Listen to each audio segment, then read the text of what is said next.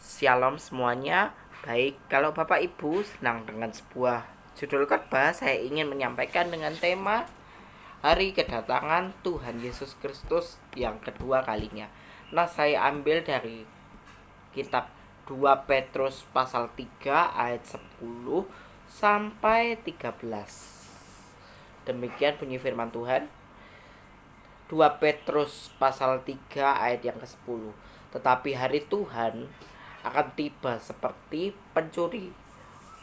Pada hari itu langit akan lenyap dan langit akan lenyap dengan gemuruh yang dahsyat, dan unsur-unsur dunia akan hangus di dalam nyala api, dan bumi segala isinya yang ada di atasnya akan lenyap, akan hilang lenyap.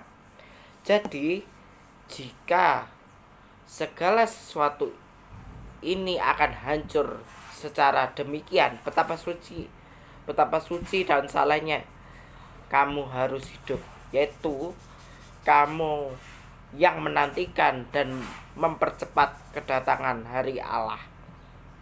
Pada hari itu langit akan binasa dalam api, dan unsur-unsur dunia akan hancur karena nyalanya. Tetapi sesuai dengan janjinya, kita akan menantikan langit yang baru dan bumi yang baru di mana terdapat kebenaran. Poinnya adalah di ayat yang ke-13. Poin inti dari pembahasan kita kali ini terdapat di dalam 2 Petrus pasal 3 ayat yang ke-13. Demikian saya kembali membacakan. Tetapi sesuai dengan janjinya, maksudnya adalah janji Allah kepada kita, yaitu yang menantikan langit yang baru dan bumi yang baru di mana terdapat kebenaran. Nah, dalam menantikan masa-masa kedatangan Tuhan Yesus yang kedua kalinya, atau memasuki era akhir zaman ini, kita diingatkan oleh Tuhan sesuai dengan janjinya Tuhan bahwa kita akan mendapatkan langit yang baru dan bumi yang baru, di mana langit baru dan bumi baru itu akan terdapat kebenaran. Makanya di dalam kitab Yohanes pasal 14 ayat 6 dikatakan, kata Yesus kepadanya, "Akulah jalan, kebenaran, dan kehidupan. Tidak ada seorang pun yang sampai kepada Bapa kalau tidak melalui Dia." Dia di sini adalah Yesus. Yesus adalah sang kebenaran, sang logos yang sejati, di mana logos itu menjadi manusia sesuai dengan apa yang difirmankan oleh kitab suci. Nah, sesuai dengan janjinya, yaitu saya bacakan di ayat yang ke-12, yaitu kamu yang menantikan dan mempercepat hari Allah. Pada hari itu langit akan binasa di dalam nyala api, dan unsur-unsur dunia akan hancur karena nyalanya. Tetapi sesuai dengan janjinya. Jadi gini saudara, menghadapi akhir-akhir zaman ini, dunia kita lihat sehari ke sehari, tiap hari kita jalani kehidupan ini, itu kita melihat banyak sekali peristiwa dalam dunia ini semakin tidak baik, dalam artian semakin hancur dunia. Tetapi sesuai dengan janjinya Tuhan, Dia telah menyediakan langit yang baru dan bumi yang baru, di mana langit dan bumi yang baru ini terdapat kebenaran Allah yang murni. Dikatakan di dalam ayat yang pertama, saudara-saudara yang kekasih, ini sudah surat yang kedua yang kutuliskan kepadamu. Di dalam surat kedua ini aku berusaha menghidupkan pengertian, maksudnya pengertian akan firman Tuhan yang murni sesuai dengan prinsip Alkitab yang sesungguhnya. Jadi di sini adalah Tuhan sudah memperingatkan kita bahwa akan ada saatnya, satu momen itu kita akan berjumpa kembali dengan Tuhan, Sang Pencipta kehidupan, Sang sumber kehidupan kita yang sejati. Maka dari sinilah poin intinya, hari Tuhan akan datang. Entah kapan waktunya, kita juga nggak tahu, saudara. Tuhan datang itu akan seperti pencuri, tetapi pencuri itu akan datang membunuh dan membinasakan, tetapi Kristus itu datang ke dalam dunia menebus dosa kita, menyelamatkan kita dari dosa dan lain sebagainya. Dia memberikan hidup apa? Hidup yang berkelimpahan dalam Dia, yaitu supaya ingat kita harus memindahkan hati, pikiran, perasaan kita kepada satu tujuan, yaitu Kristus Sang Mesias, di mana Kristus adalah pusat sentral kehidupan kita yang harus kita hidupi dalam menghadapi proses akhir zaman ini.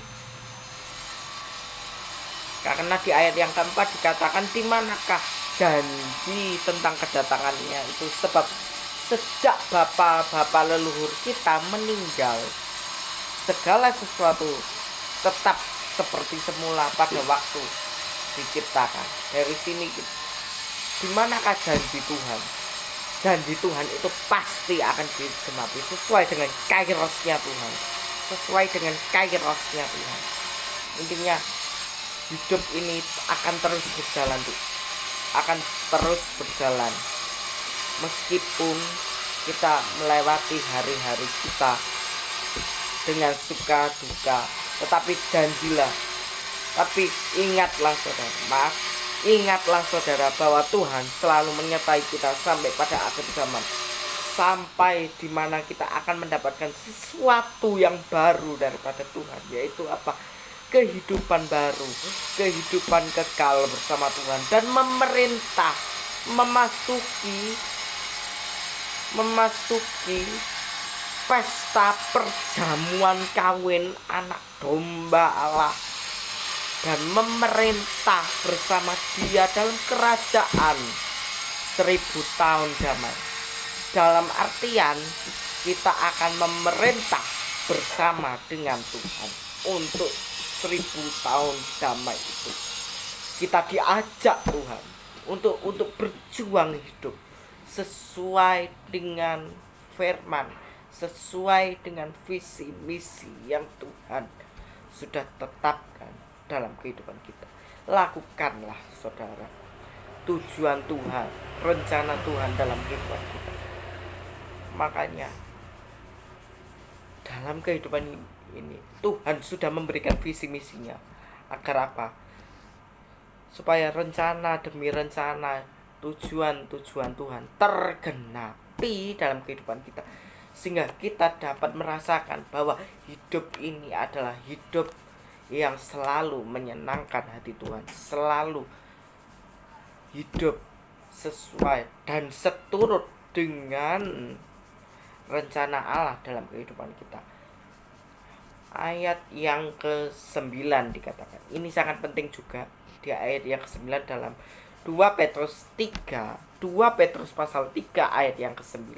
2 Petrus 3 ayat 9 dikatakan, Tuhan tidak pernah lalai menepati janjinya, sekalipun ada orang yang menganggapnya sebagai kelalaian, tetapi Ia sabar terhadap kamu, karena Ia menghendaki supaya tidak ada yang binasa, melainkan supaya dia berbalik dan bertobat.